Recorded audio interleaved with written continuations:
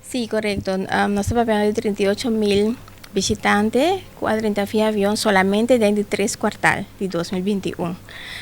Si nos comparase con el mismo periodo de 2019, que es el periodo, vamos a decir, el último periodo normal, nos mira una subida de 9% comparado con 2 años pasados.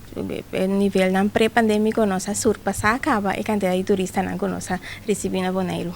Mas nesse caso, aqui vou provisa com a pandemia que estava tating, para o que está turismo aéreo, ela ressalta. Bom, nós sofremos claro, na 2020, momento que nós tínhamos avião mais de 30 at all.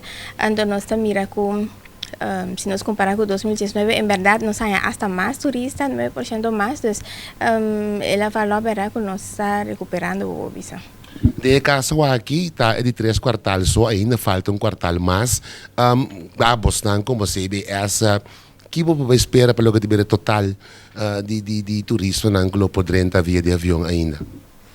Bom, nós não fazemos predições, nós fazemos a beschrijving de lo que vai suceder. Nós temos várias cifras na mira, que vai suceder a fim de ano, nós está a tur cifra e princípio de outro ano nós vamos mirar preciso o que vai passar. De caso aqui, vou ter book também que aqui está apresentando. Sí, correcto. Junto con publicación de cifra aquí de tres cuartal de turismo, también nos publicamos publicación anual que está Trends in the Caribbean Netherlands.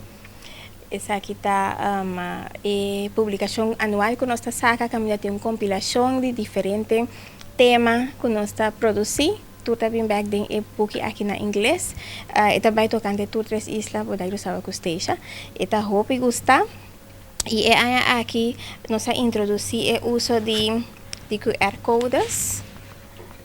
Então esse também por guia e televidente e ler é um coisa lesa na nos cifra online também.